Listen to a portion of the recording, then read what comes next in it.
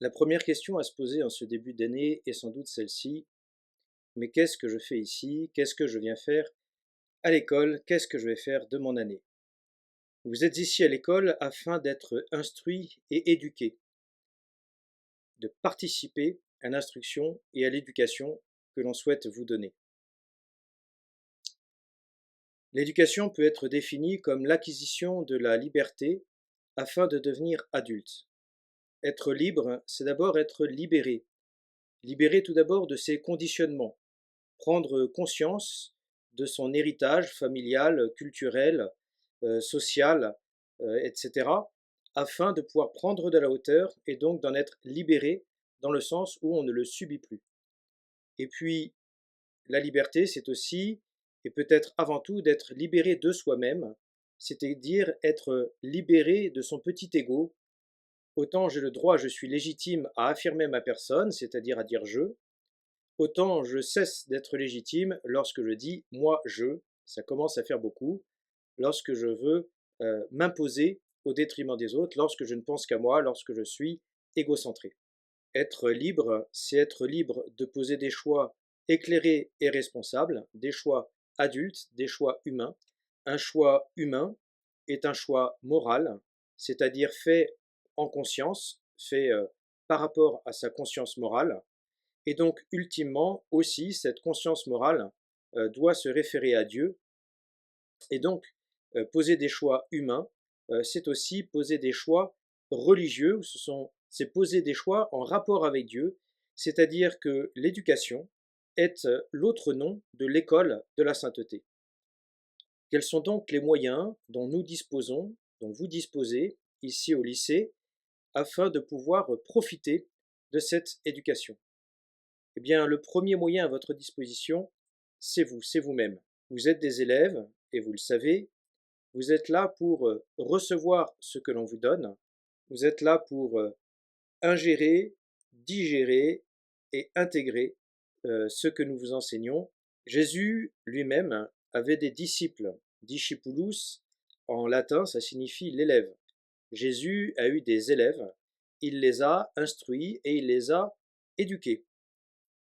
Ainsi, au lycée, eh bien, nous allons nous mettre aussi à l'école de Jésus. Nous allons aussi être des élèves de Jésus. Nous allons écouter ce qu'il nous dit et nous allons comprendre ce qu'il attend de nous, instruction et éducation. Je parle toujours avec ces deux termes, instruction et éducation. L'instruction, c'est plus au niveau de la connaissance intellectuelle, et puis l'éducation, c'est plus au niveau du mode d'être, de la façon d'agir, de la façon de se comporter. Les deux, l'instruction et l'éducation, sont liés.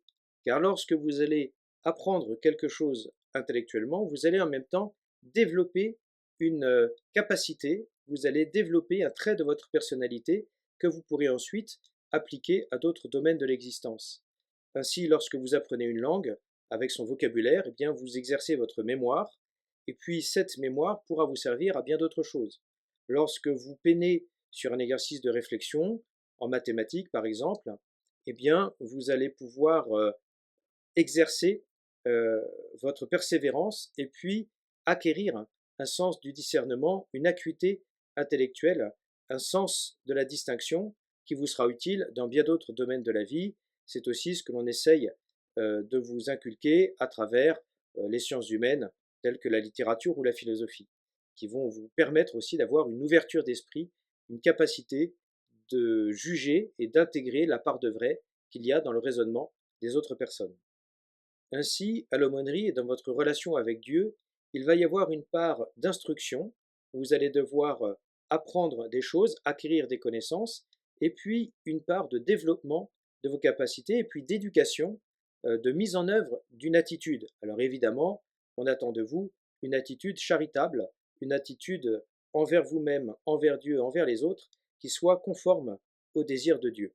De même que dans l'instruction et l'éducation scolaire, eh bien, nous attendons votre collaboration. Vous êtes co-éducateur de votre propre personne. Vous êtes vous-même en formation. Vous êtes vous-même en train de forger votre avenir. Eh bien, dans la relation avec Dieu, de la même façon, il va y avoir sollicitation de votre collaboration. Moi, en tant qu'aumônier, je peux faire beaucoup, mettre beaucoup de choses à votre disposition, mais je ne pourrai jamais prier à votre place, je ne pourrai jamais apprendre à votre place. Et c'est pour ça que je disais que le premier élément, le premier moyen dont nous disposons au lycée, c'est vous-même. Le deuxième moyen dont nous disposons au lycée, c'est le temps.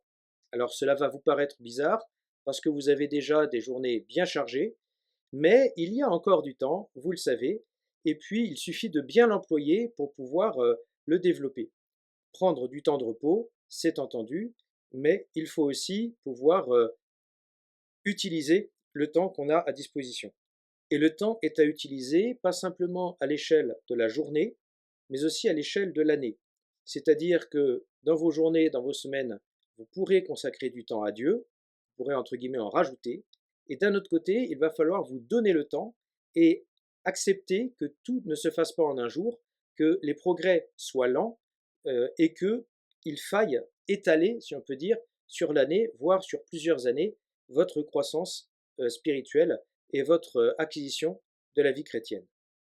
Le troisième moyen dont nous disposons au lycée, c'est la chapelle. Vous avez la chance d'avoir un lieu sacré qui est à votre disposition.